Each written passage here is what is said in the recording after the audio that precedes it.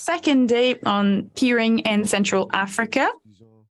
Apologies for people in the room and people online for starting a little bit late. We made do with the situation. Today, we're going to continue our exchanges with three main themes, three sessions. The first session will touch on governance, policies, and regulations. You will have another session on the development of hosting infrastructures and digital content, and a third and final session on internet measurements to get information on routing, route collectors, and so on.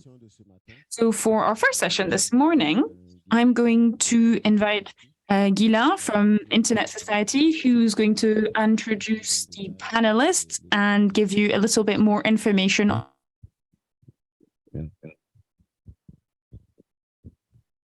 Bonjour à tous, j'espère que vous m'entendez bien.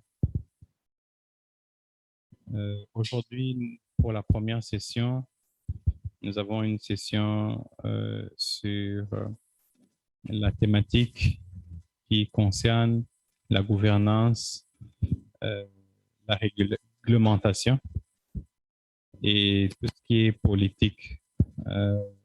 Nous allons nous atteler à comprendre les obstacles, les défis, les opportunités qui se présentent face aux écosystèmes de peering et d'interconnexion.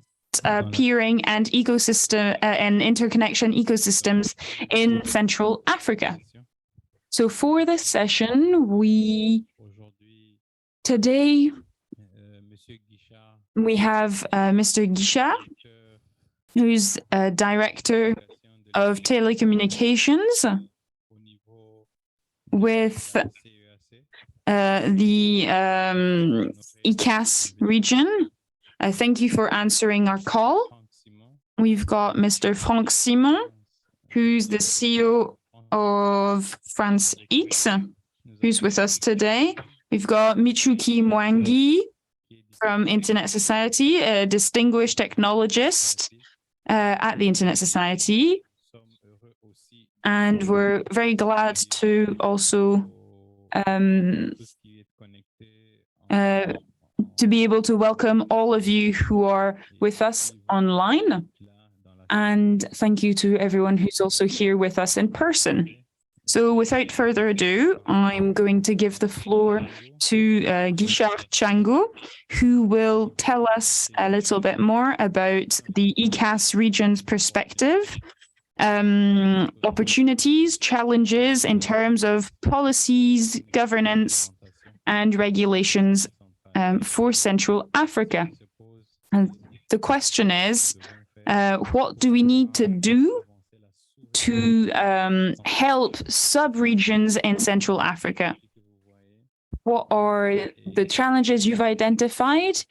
And what are the different opportunities that are available to us to go forward? So you now have the floor, Mr. Guichard.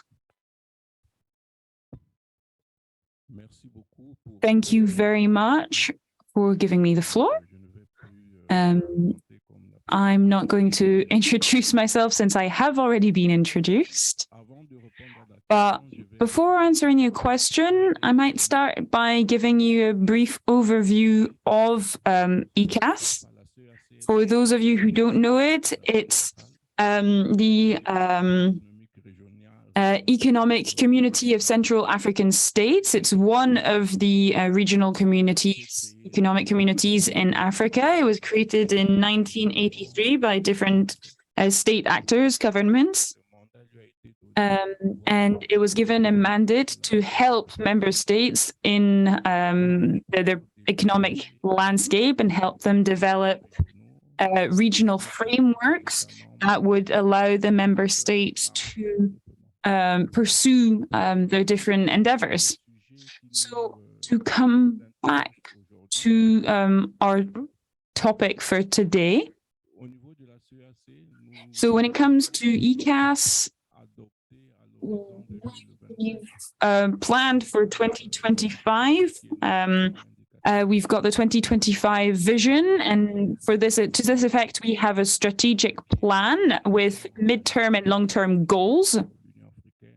And we have the support of different organizations, African Union, and we try and also fit in with goals for the African Union and the UN.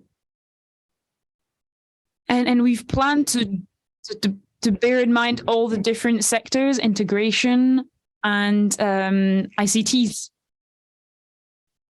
There's big projects that we have, actions that we want to put in place, and we've noticed with the subregion Central Africa, we need to strengthen governance, infrastructure projects, especially around ICTs. So that's the field in which we've decided to really work on, and we've got activities that we've planned out. Recording in progress. And we also need to bridge certain gaps in the existing projects. Nowadays, we've got certain partners, and there's some funds that can be available and put to use to help partner countries in implementing certain infrastructure projects. But we are facing difficulties to levy the funds. That's what we've noticed. And the difficulty lies in the fact that we struggle to present financeable projects where funders will agree to provide funds. So that's something we need to work on. And we know that in all our member states, we have to work with administration, and because this administration is used to working with these different funders. So even if we're only working on ICTs, during the process, the preparation of the project, we really need to work closely with administrations because they know those formats. The formats that funders will respond to. And if we do this, then projects will get these funds and be validated. So that's an activity that is really crucial, at least we believe so, to improve the situation in different sectors.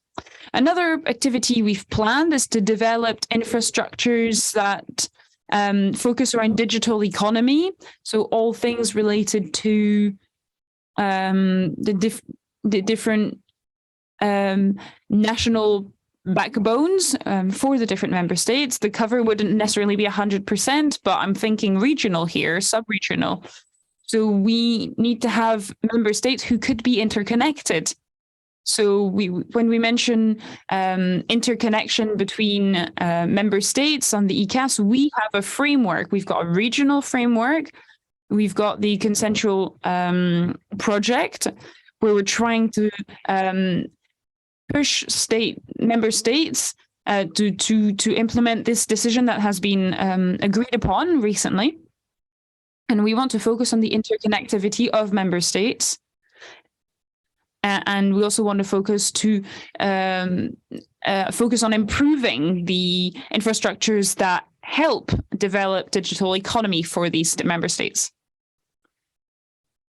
I'm very glad to be able to tell you that the African Development Bank has accepted to work with the ECAS to help with the implementation of sub-regional data centers in Central Africa.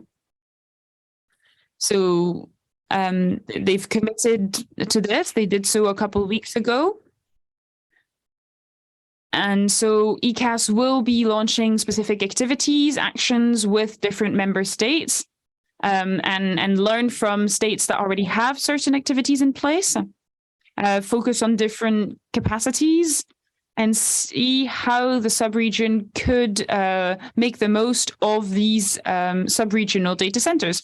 In terms of IXPs, the present configuration in Central Africa, we've got 2 states who have benefited from the Access project. There's 2 IXPs Gabon and Congo. But not everything is working. And if things aren't working, then it means there are obstacles, challenges, and solutions to be found. The main obstacle, at least nationally, is that all the internet service providers need to participate. So they need to connect. That's the first challenge. And then if the interconnection between member states actually happen,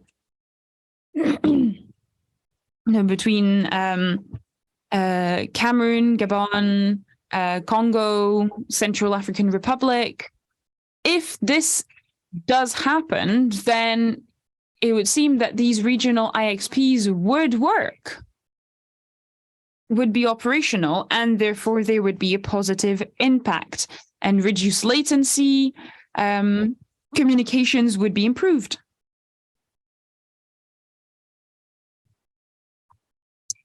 One other challenge is the monetization and issues around policies.